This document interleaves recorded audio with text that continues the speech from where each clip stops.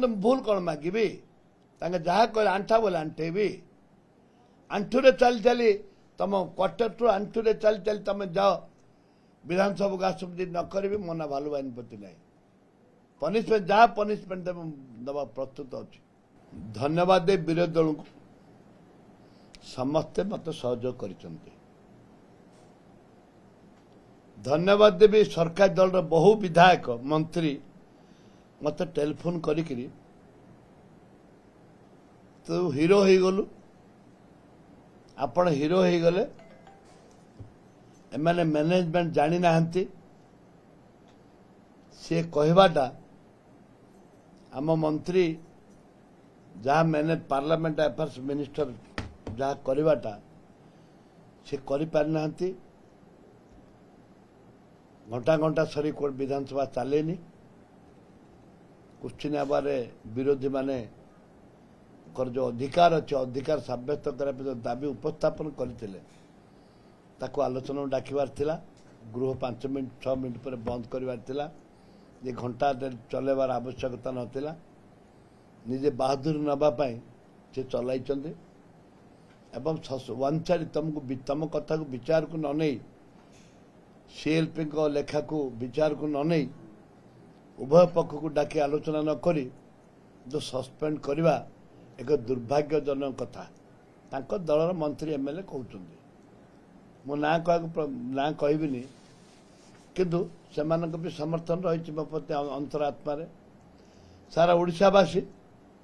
आज विभिन्न जिले में कटक जिले में गला काली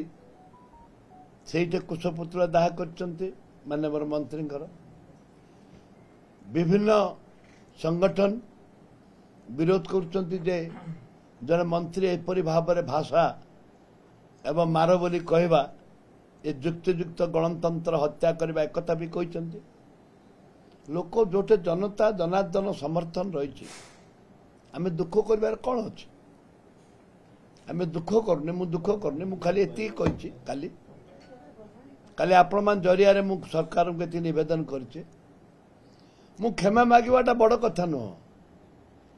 मत मत पनिशमेंट हवाटा इट नॉट ए ग्रेट मो आमे जो दाबी करुचु जे महिला मान जो असद व्यवहार होची महिला मान जो अन्याय अत्याचार होती गोटे कठोर आईन करा जाऊ से आईन केमती हम गोटे पार्लियामेंट गोटे कमिटी रही कमिटी रोचे सेमती ठीक से भाव में विधानसभा ऑल पार्टी गोटे कमिटी हो विधानसभा एमएलए मान गोटे कमिटी हो कमिटी केते जगह को घूरंतु बुलंतु जो को महिला को कहीं रेप है कहीं से गर्भवती है कार छुआ जन्म है किए जानला विस्तृत गोटे आलोचना हवा दरकार एवं कमिटीटा रिपोर्ट दे गोटे आईन आसवा दरकार से आईन हूँ कठोर दंड एवं भिक्टिम मानक जो माने महिला मानक भिक्टिम होती थैथान व्यवस्था एवं ता सहित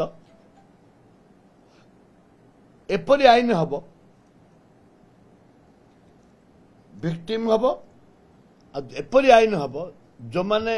से कार्य करती विराट बहुत बड़ कठोर आईन आसो पनिशमेंट हम गोटे पनिशमेंट गोटे सहायता आ गोटे कमिटी ये तीनटा को आधार करी करेंगे ताले भविष्य में महिला माने सुरक्षित पाइबे एटा है मोर डिमांड।